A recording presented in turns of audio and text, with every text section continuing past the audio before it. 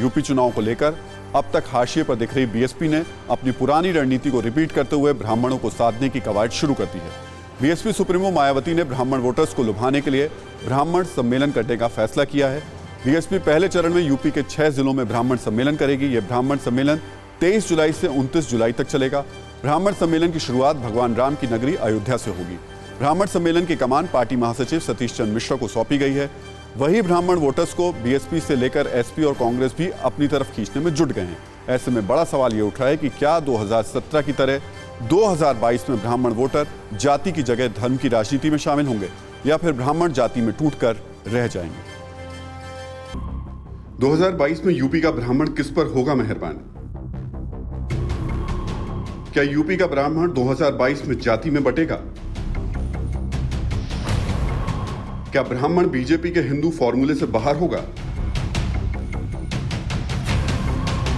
BSP का 15 साल पुराना फॉर्मूला फिर होगा कामयाब?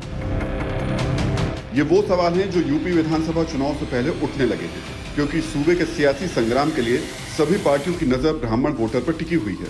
बीएसपी जहां ब्राह्मण सम्मेलन के जरिए 2007 वाला फॉर्मूला अपना रही है, वहीं समाजवादी पार्टी और कांग्रेस भी दलित मुस्लिम के साथ ब्राह्मणों को जोड़कर नया समीकरण तैयार कर रही है। ऐसा इसलिए जरूरी है क्योंकि यूपी की सियासत में ब्राह्मण वोटर्स की बड़ी अहम भूमिका रहती है।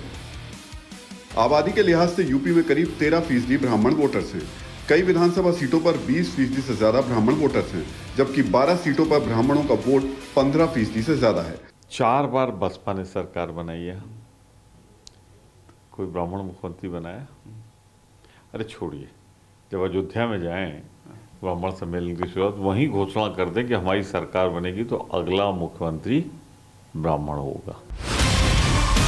2007 में मायावती ने सोशल इंजीनियरिंग का फॉर्मूला बनाकर दलित और ब्राह्मणों को एक साथ लाकर विधानसभा की 403 में से 206 सीटों पर जीत दर्ज की।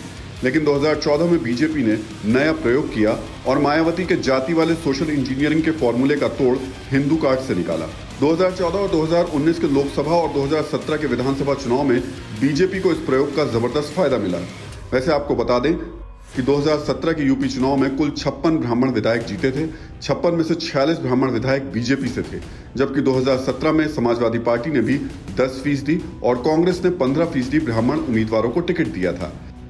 लेकिन किसी भी पार्टी पर ब्राह्मणों ने बीजेपी जितना भरोसा नहीं दिखाया। मगर बीते 3 साल के दौरान यूपी में ब्राह्मण बीजेपी से नाराज बताए जा रहे हैं और इसके पीछे कई तर्क दिए जा रहे हैं। आरोप लग रहे हैं कि योगी मंत्रिमंडल में ब्राह्मणों को ज्यादा तरजीह नहीं दी गई। 56 मंत्रियों के मंत्रिमंडल में महज 8 ब्राह्मणों को जगह मिली। दिनेश शर्मा और श्रीकांत शर्मा को छोड़ किसी को बड़े विभाग नहीं दिए गए। इसके अलावा यूपी में लगातार हुए एनकाउंटर में ज्यादा ब्राह्मण ही मारे गए। अफसरों की नियुक्ति में भी ब्राह्मणों से भेदभाव के आरोप लगे।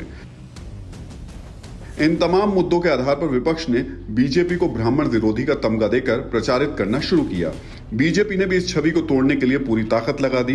ब्राह्मणों के बड़े नेता जितिन प्रसाद को कांग्रेस से बीजेपी में शामिल कराया।